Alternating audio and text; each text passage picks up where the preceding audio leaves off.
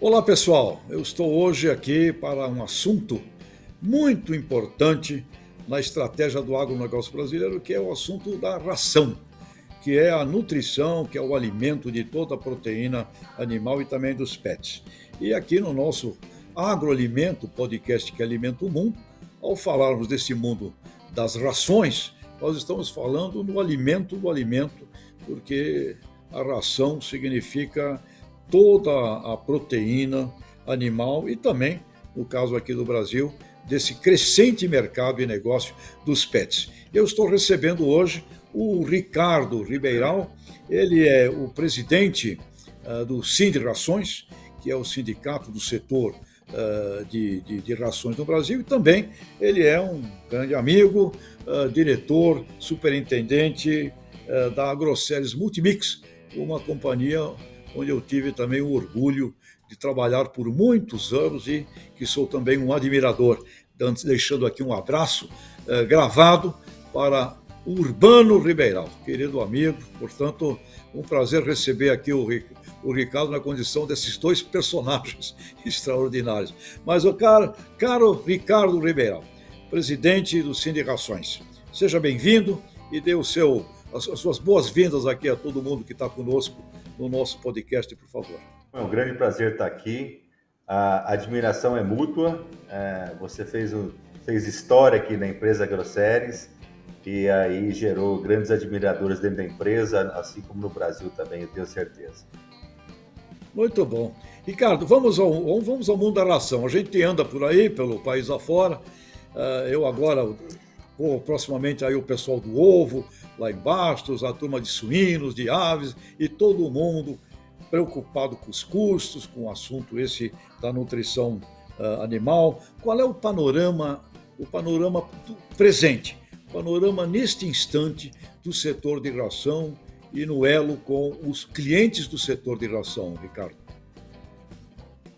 Bom, realmente a gente está vivendo uma situação atual com muita pressão nos custos, ou seja, estamos com uma alta das commodities desde o ano passado considerável, pressão tanto na parte de, vamos falar principalmente milho, farelo, soja e alguns outros ingredientes importantes.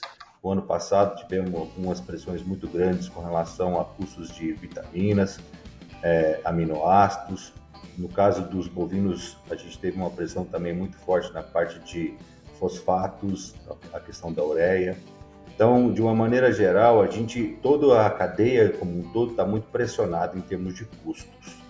Então, é o momento da gente estar realmente trabalhando para ganhos de produtividade, do máximo possível, explorar o máximo possível o potencial da nutrição, mas de uma outra maneira também com alguns setores numa situação bem crítica em termos de resultado. Então, existe uma diferença, Tejon, com relação a alguns segmentos estão sendo mais penalizados, estão sentindo mais essa questão dos custos em relação a outros, mas de uma maneira geral, todo o setor está sentindo essa pressão.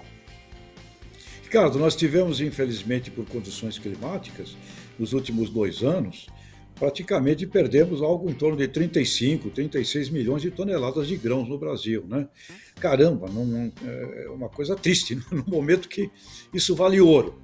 A perspectiva que você faz para os próximos meses, eu diria, daqui até o final do ano ou na próxima safra que vem por aí, 2022, 2023, qual é a expectativa que Sindicações têm com relação às bases de matéria-prima, de grãos? O que vocês estão prevendo que possa ser uma mensagem aqui para os consumidores da ração?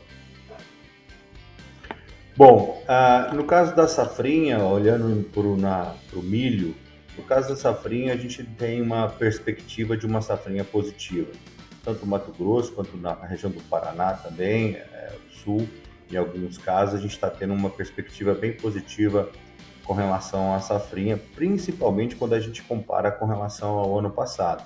Então, estamos aí, como safra como um todo, estamos imaginando chegar em 115 milhões de toneladas de milho nesse ano, frente, mais de 30% melhor do que o ano passado.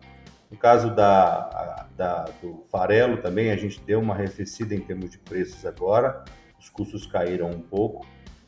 A produção de soja, no caso, essa sim sentiu mais, nós decrescemos em relação ao ano passado, mas eu acredito que a gente tem um potencial muito grande. Então, para o cenário de 2022, é um cenário que ainda vai estar um pouco pressionado com relação aos custos.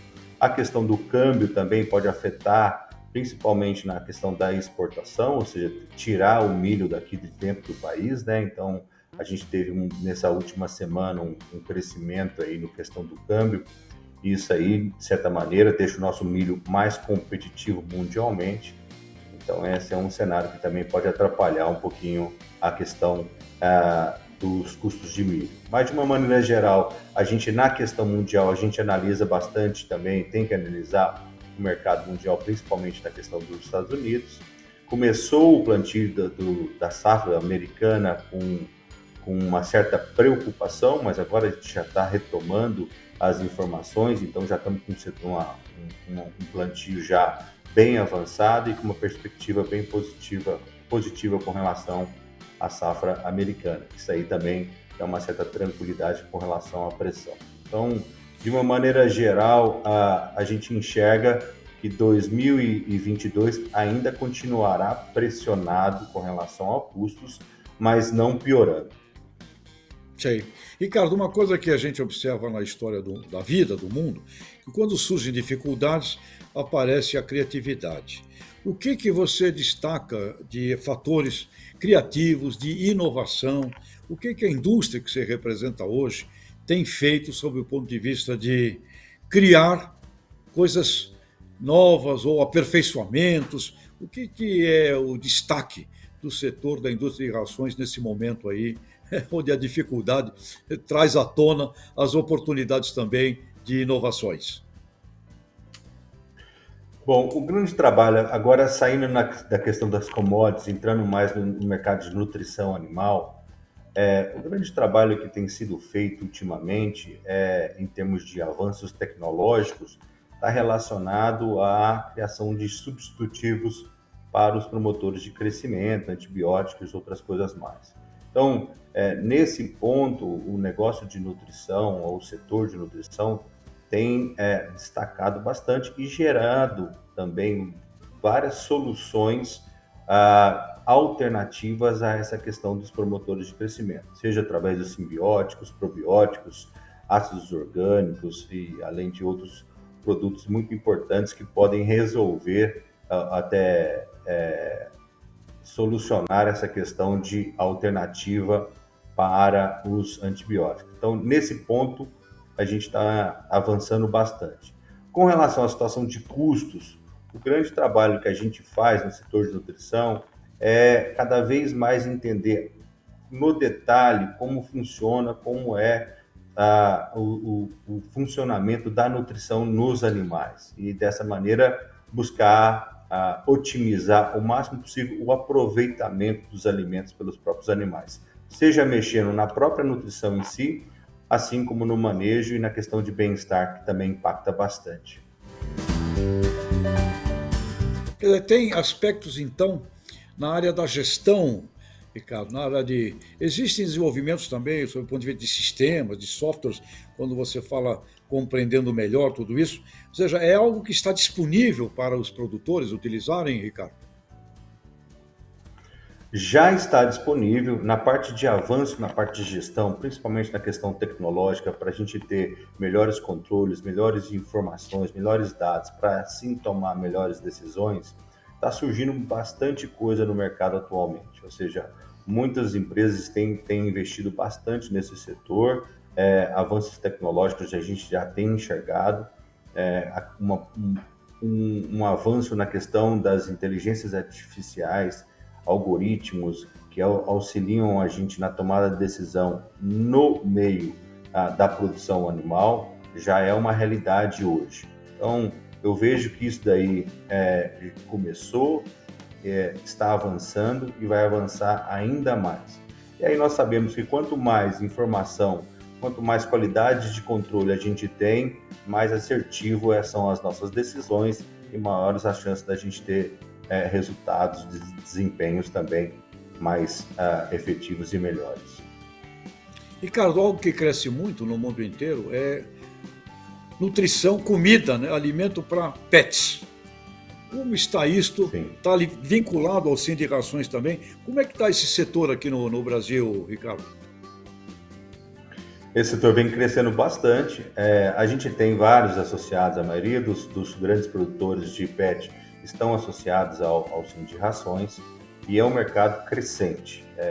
Tanto é que a gente está vendo vários novos entrantes entrando nesse mercado, cooperativas começando a entrar no mercado de PET, ou seja, a gente enxerga o ano passado, o crescimento de 2021 foi considerável, cresceu bastante esse mercado, mais de 2 dígitos, e as perspectivas para 2022 ainda são muito positivas.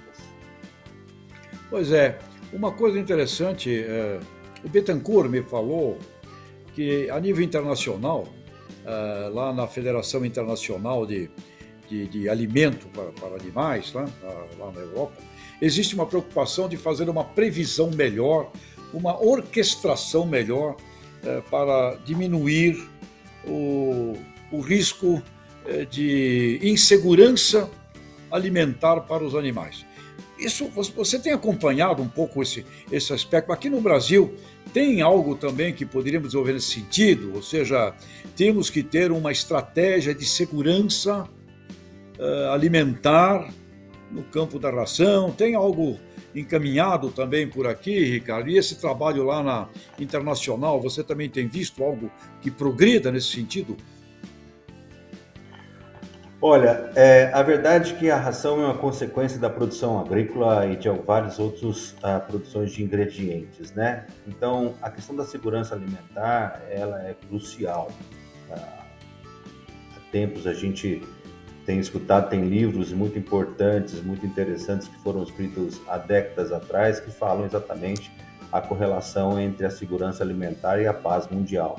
Então, quanto mais a gente se preocupar com relação a uma capacidade de produção, uma certa organização nos processos produtivos das commodities agrícolas que impactam na alimentação, mais a gente fica tranquilo com relação à segurança alimentar. Então, a gente tem acompanhado de perto essas questões, a questão da gente estar otimizando cada vez mais o desempenho dos nossos agricultores, dos nossos produtores, é um trabalho que também está atrelado, obviamente, à questão da segurança alimentar. A parte da genética, que vem crescendo muito, vem muito investimento com relação a ganhos de produtividade. Então, a gente vê ganhos de produtividade expressivos na questão de melhoramento genético, tanto na parte agrícola quanto na parte animal. Então, tudo isso são forças que naturalmente acontecem no mercado que ajudam muito nessa busca por uma segurança alimentar mundial. Então, é uma preocupação que deve permear todos os setores de uma maneira geral, e é um trabalho que a gente vem desenvolvendo há muito tempo. Sempre que a gente faz um grande trabalho de aumento de produtividade, de uma maneira geral, a gente está otimizando os recursos naturais e, consequentemente, melhorando a capacidade da gente atingir a questão da segurança alimentar mundial. E nesse sentido, Ricardo, para a gente caminhar aqui para o encerramento do nosso papo, eu vejo com ótima perspectiva o crescimento do mercado da proteína do peixe, do pescado. Como é que vocês se enquadram nisso? Ou seja, peixe também tem que comer as mesmas coisas do suíno, da ave. Como é que vocês veem o desenvolvimento desse mundo do pescado, a tilápia, o frango aquático, do pescado que pode estar em todas as fazendas, você pode ter uma diversificação ali. Como você vê o mundo do peixe? Você acredita que em quanto tempo o peixe, tem gente que diz que vai se transformar na proteína mais consumida, né? Qual é a tua visão desse setor do pescado, Ricardo? Eu vejo esse setor com um potencial imenso. nós internamente no Brasil, no nosso território nacional, nós temos um potencial de produção nas nossas reservas, com relação a aquíferas, né?